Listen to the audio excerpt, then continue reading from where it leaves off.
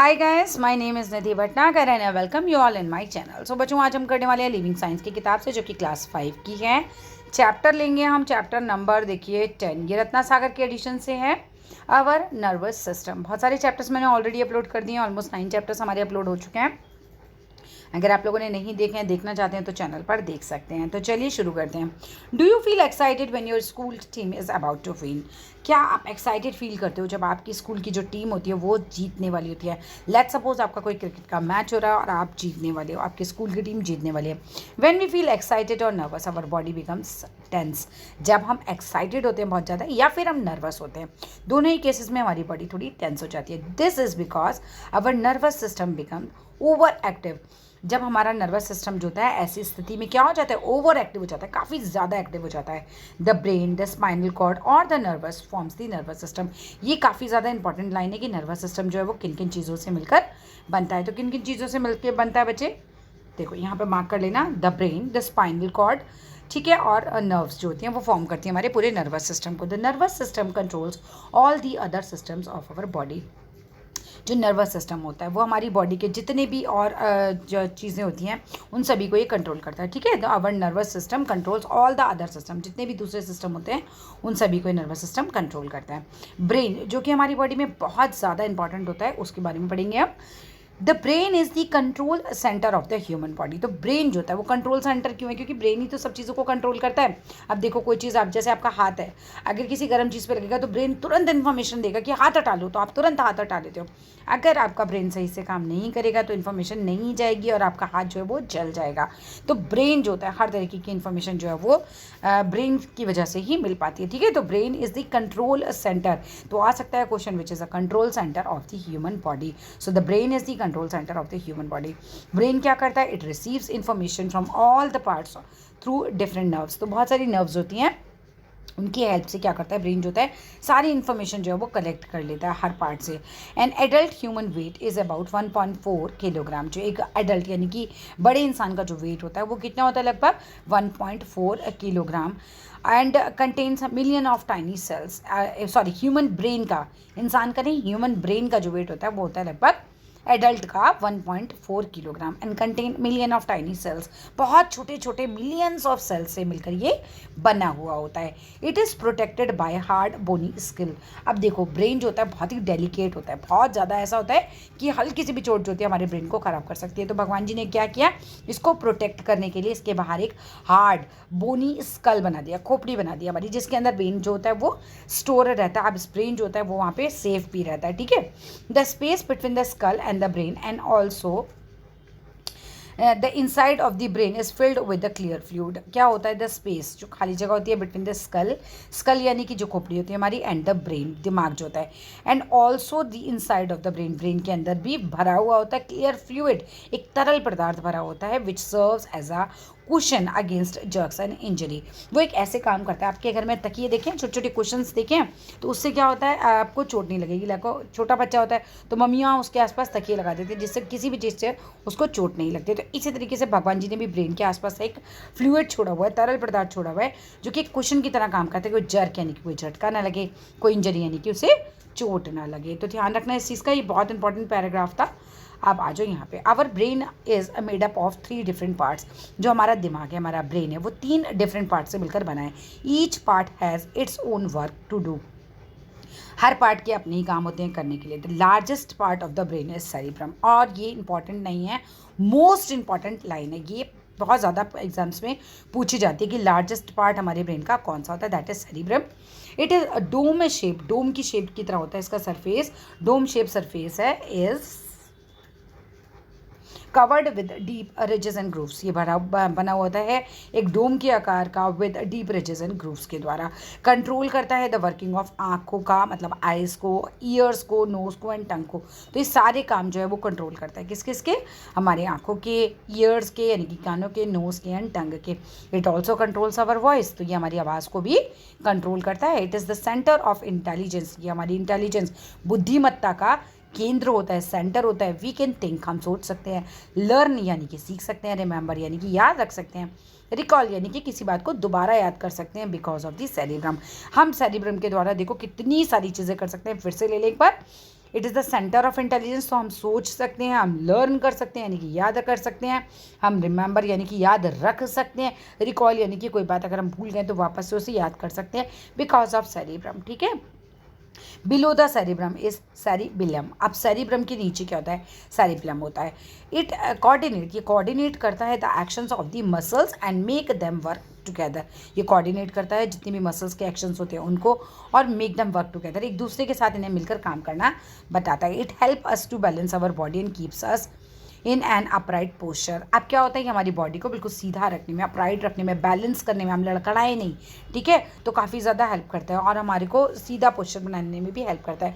अब देखो, अब आपने कभी ओल्ड एज पीपल देखे हैं, वो काफ़ी ज़्यादा लड़खड़ा जाते हैं कई बार, तो उनकी यही चीज़ जो है वो इतना अच्छे से बहुत बार देखा कि काम नहीं करते, तो उनका जो बॉडी का बैलेंस है वो नहीं बन पाता है, उनका पोस्चर भी आपने देखा होगा बिल्कुल सीधा नहीं रख पाते हैं। If the cerebrum does not function properly our body movements become jerky. तो हमारी बॉडी में अगर सेरिब्रम जो है वो अच्छे से फंक्शन नहीं करेगा प्रॉपरली तो हमारी बॉडी कैसे जर्की माने लड़खड़ाहट आ जाएगी उसके अंदर। Beneath the cerebrum lies the bulb shaped medulla. अब इसके नीचे भी क्या होता है, एक बल्ब की शेप की म्यूडुला होती है। It connects the brain to the spinal cord, ये ब्रेन से कनेक्ट होती है और स्पाइनल कॉर्ड तक कनेक्ट रहती है। इट कंट्रोल्स, ये कंट्रोल करती है इनवॉलेंट्री एक्शंस को, जैसे कि movement of tongue and heart. Involuntary माने जो हमारे अनुसार नहीं चलते, ठीक है, जो अपने आप होता है, जैसे हार्ट का काम है वो अपने आप हो रहा है, आप तो नहीं कर रहे ना, आप हार्ट धक धक करे, आप ये इनवॉलेंट्री मसल्स में नहीं आएगा। अब जैसे मान लो आपके हाथ की मसल्स हैं तो हाथ अपनी मर्जी से आप उठा सकते हो, अपनी मर्जी से आप नीचे कर सकते हो, तो वो वॉलेंट्री मसल्स होती हैं क्योंकि उसके अंदर। लेकिन हार्ट को आप अपने हिसाब से कंट्रोल नहीं कर पाते हो, इसलिए उसमें होता है इनवॉलेंट्री मसल्स, समझ रहे हो। तो ये कनेक्ट करता है brain to spinal cord, connect रहता है ब्रेन से स्पाइनल कॉर्ड तक। इट कंट्रोल्स, ये कंट्रोल करता है इनवॉलेंट्री जो हमारी मर्जी से नहीं चलती, ठीक है, उन एक्शंस को, जैसे movement of tongue and heart. The medulla is active even when we sleep, ये तब भी एक्टिव रहता है जबकि हम सोते हैं। तो तुम्हारा दिल तो तब भी धड़कता है ना जब तुम सोते हो, ठीक है। और टंग नहीं है, ये मसल्स ऑफ लंग्स है, लंग्स, ठीक है, गलती से टंग भूल गई थी मैं। Our brain Our brain uses approximately 20% of the total oxygen pumped around our body. Important fact है कि हमारा ब्रेन जो है वो यूज़ कर लेता है लगभग 20% ऑफ द टोटल ऑक्सीजन जो हमारी बॉडी में पंप होती है, ठीक है, पंप अराउंड अवर बॉडी, हमारे आसपास जो पंप होती है। About 750 ml of blood pump होता है थ्रू अवर ब्रेन, हमारे ब्रेन के द्वारा, every minute, her minute. Each half of the brain control करते हैं the opposite half of the brain को।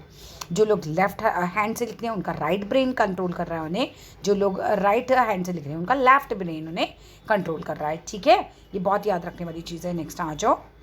The brain needs a continuous supply of blood and oxygen. Brain को ज़रूरत होती है लगातार ब्लड की और ऑक्सीजन की, ठीक है, कि ये सप्लाई नहीं होगा तो ब्रेन भी ठीक से काम नहीं करेगा। अ पर्सन फेड्स, पर्सन जो है फेंट्स हो जाएगा यानी कि बेहोश हो जाएगा if his heart is not able to send enough blood to his brain. अब एक इंसान जब बेहोश हो जाता है तो इसका मतलब ये होता है कि उसके जो ब्रेन को है ना वो ठीक से ब्लड नहीं पहुंच रहा है, एबल नहीं है उसका हार्ट पहुंचाने के लिए ब्लड को उसके ब्रेन तक। We must get enough sleep to rest our brain.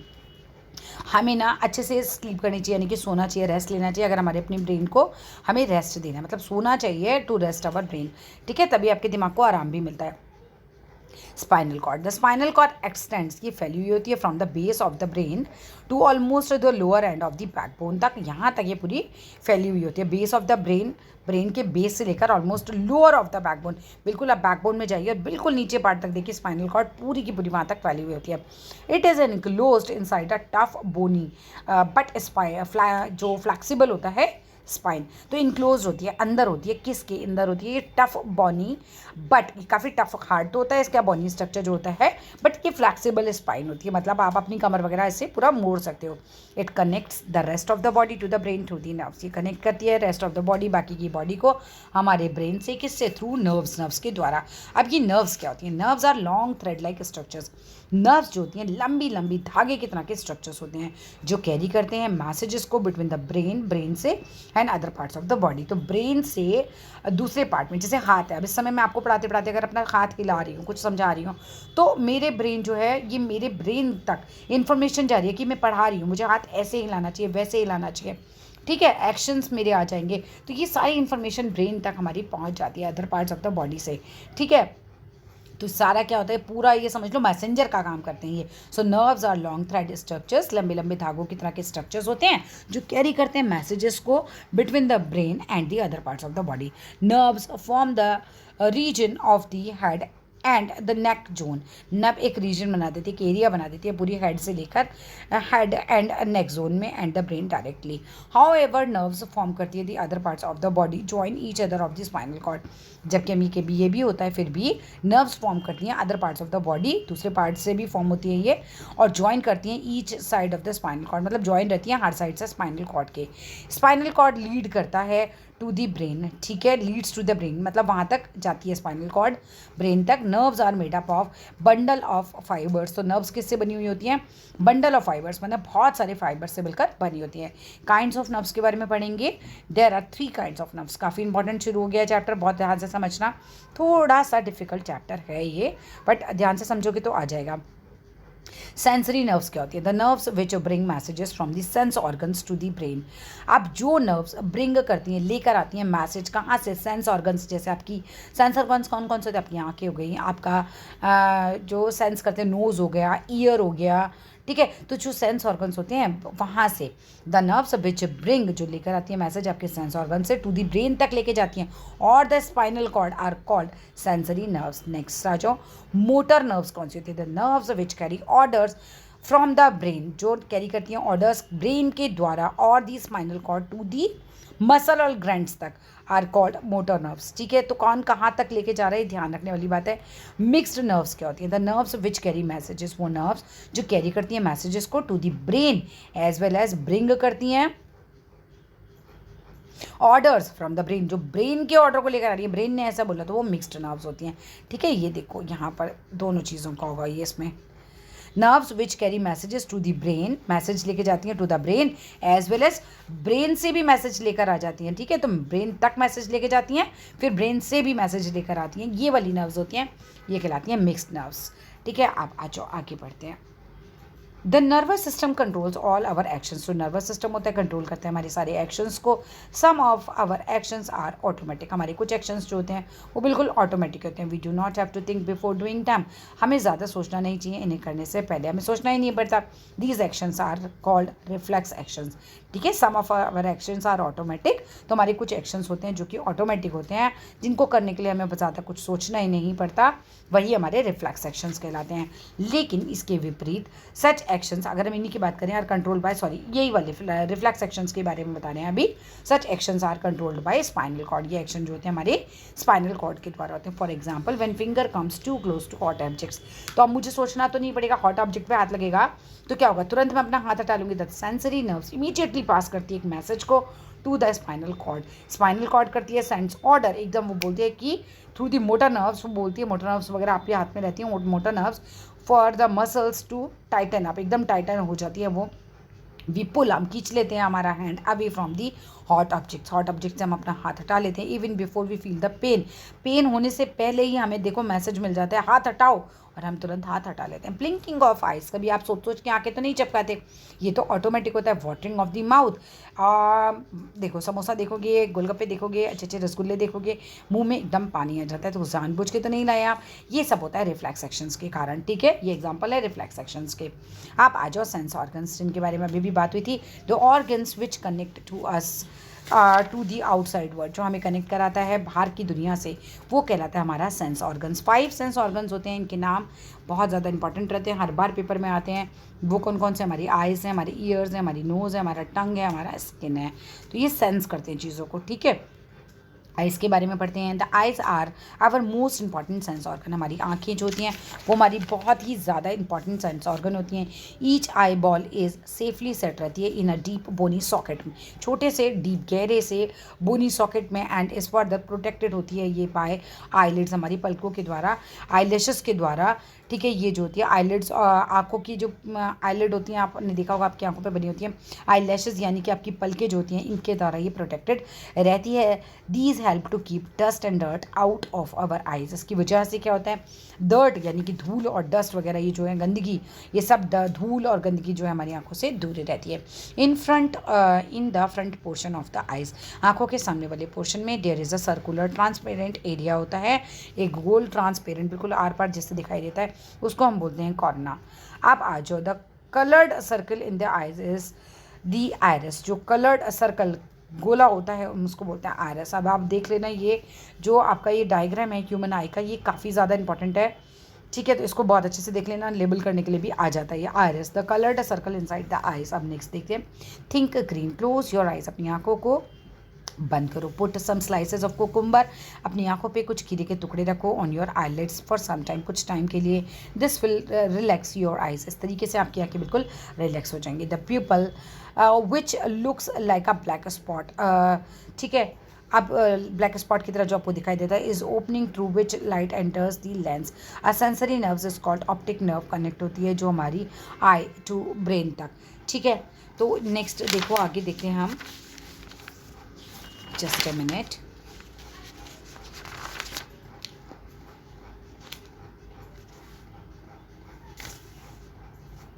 ठीक है, नेक्स्ट देखते हैं।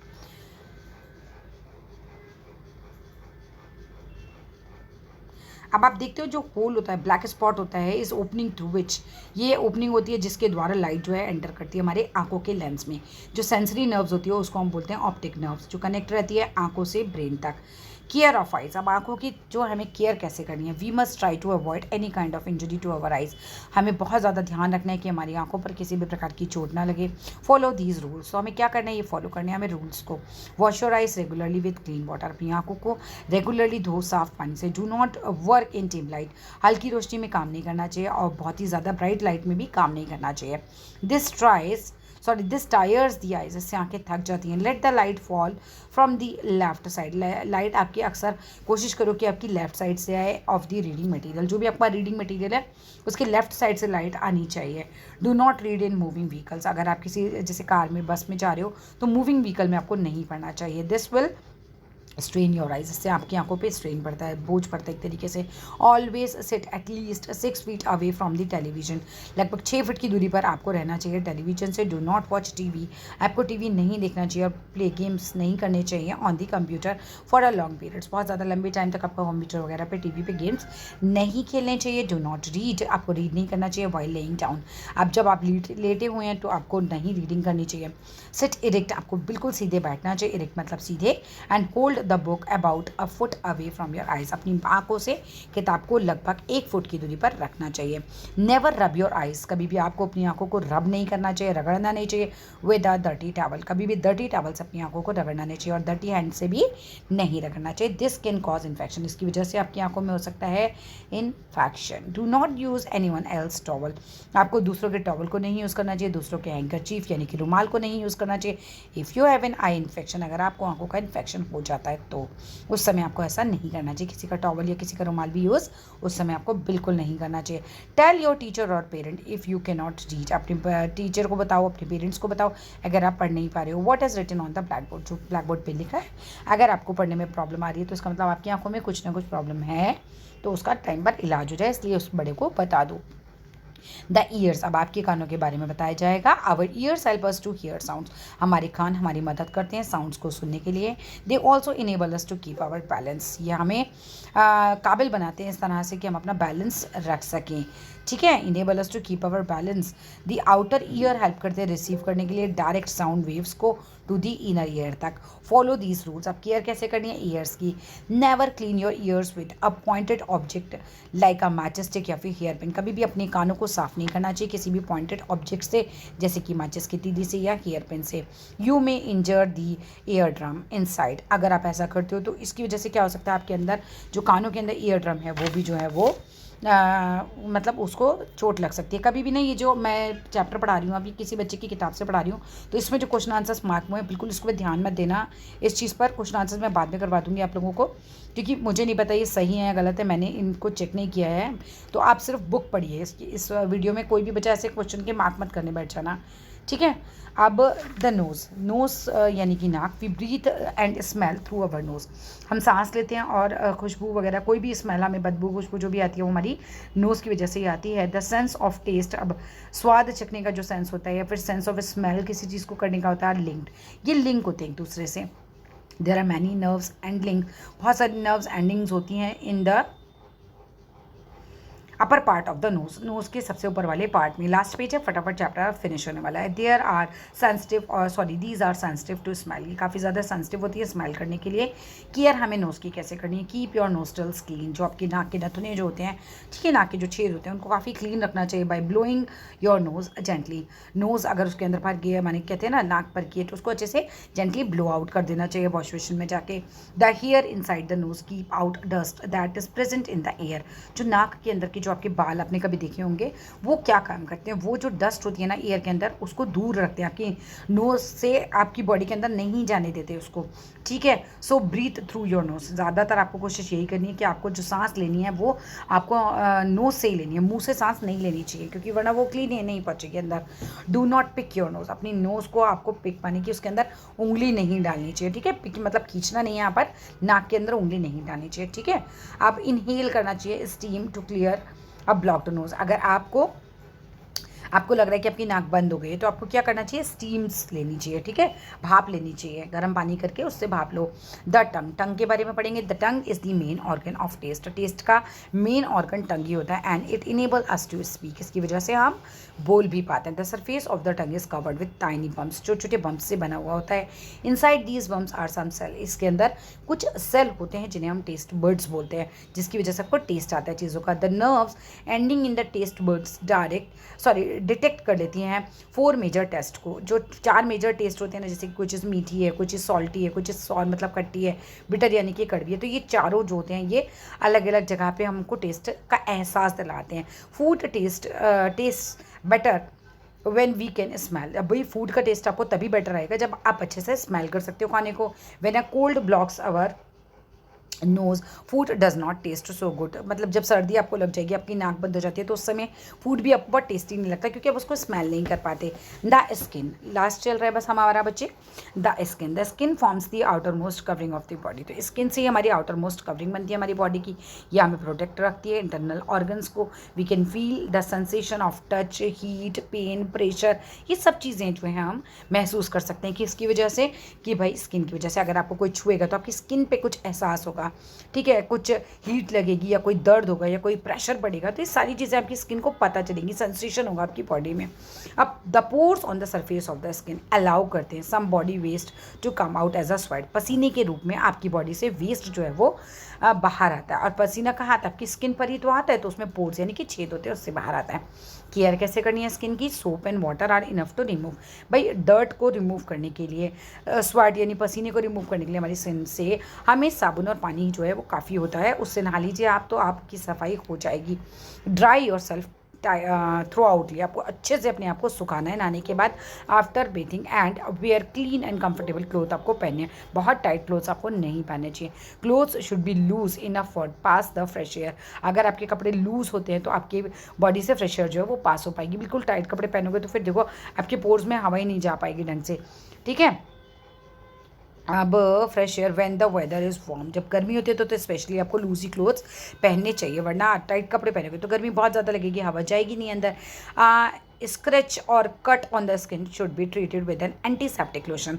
अगर कोई स्क्रैच लग जाए, कोई कट हो जाए स्किन में, तो आपको एंटीसेप्टिक लोशन लगाना चाहिए टू प्रिवेंट इन्फेक्शन से बचाने के लिए। तो बच्चे यहाँ फिनिश हो गया ये चैप्टर थोड़ा सा बड़ा था बट बहुत अच्छा चैप्टर है ये, काफ़ी इंपॉर्टेंट चैप्टर है आपके आगे की क्लासेस के लिए भी।